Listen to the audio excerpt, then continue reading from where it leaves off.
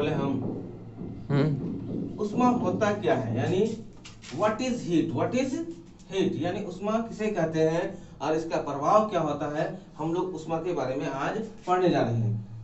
उष्मा एक प्रकार का ऊर्जा है। उष्मा क्या है? उष्मा एक प्रकार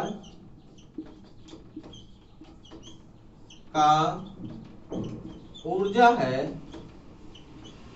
उष्मा है क्या? It is a type of energy, है ना, it is a type of energy. कर सकते हैं इसको, heat is a type of energy. क्या है? एक प्रकार का ऊर्जा है। उष्मा एक प्रकार का क्या है? ऊर्जा है। इसका स्थानांतरण, उष्मा एक प्रकार की ऊर्जा है जिसका स्थानांतरण कहाँ होता है? दो या दो से अधिक निकायों अथवा दो या दो से अधिक निकायों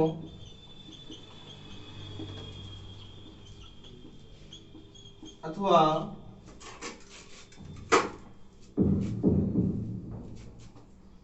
उनके परिवेश, दो या दो से अधिक निकाय अथवा उनके परिवेश के मध्य तापांतरण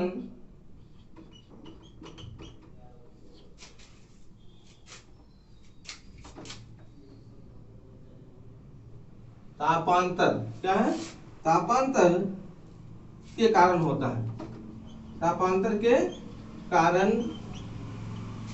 होता है।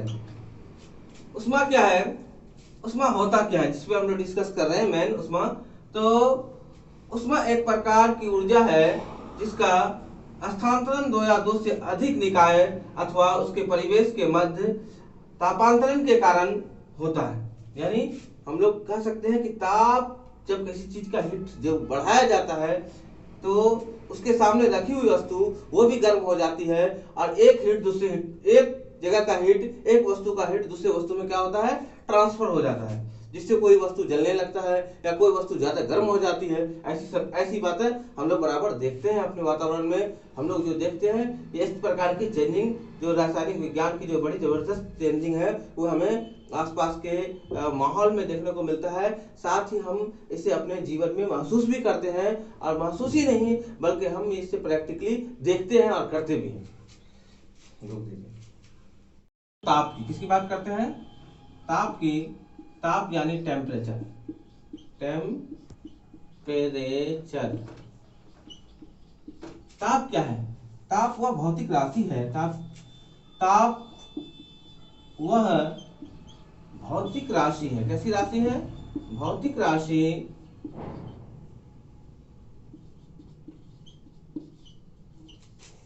है जो किसी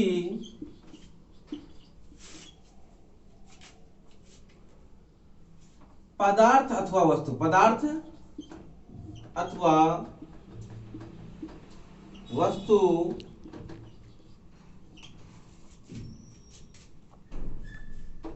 सजीव अथवा निर्जीव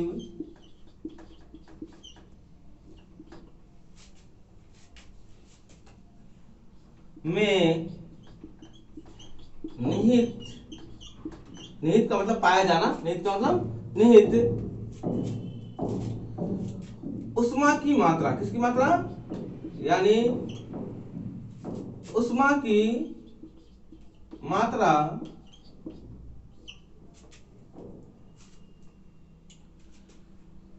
amount of heat, amount of heat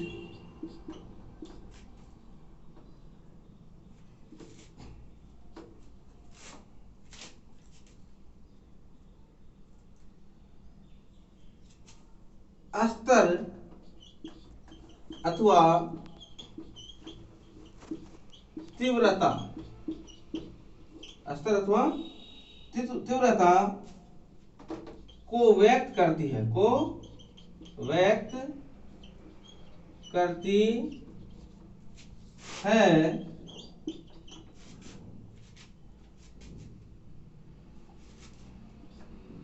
ताप की माप विभिन्न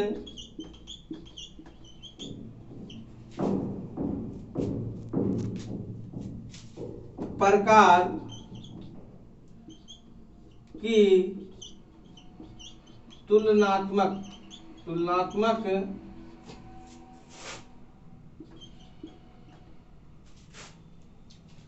ताप की माप विभिन्न प्रकार की तुलनात्मक पैमाने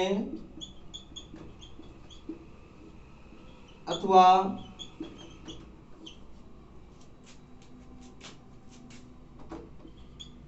यंत्रों द्वारा किया जाता है। ताप को अगर हमें मेजर करना है तो हम डिफरेंट टाइप्स के तुलनात्मक जो यूनिट्स हैं उनके द्वारा हम क्या करेंगे, उसे माप सकते हैं, उसे मेजर कर सकते हैं। और ताप मापने के लिए डिफरेंट टाइप्स के यूनिट का इस्तेमाल किया जाता है। ताप का मात्रक क्या होता है? ताप का मात्रक केल्विन होता है। ताप का मात्रक केल्विन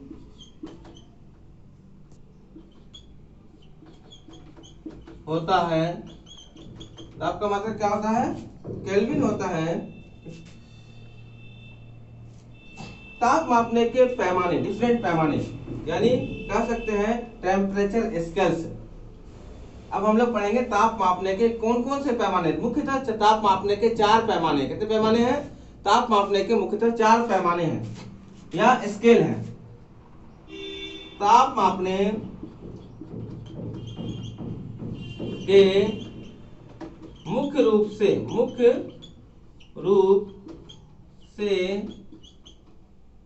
4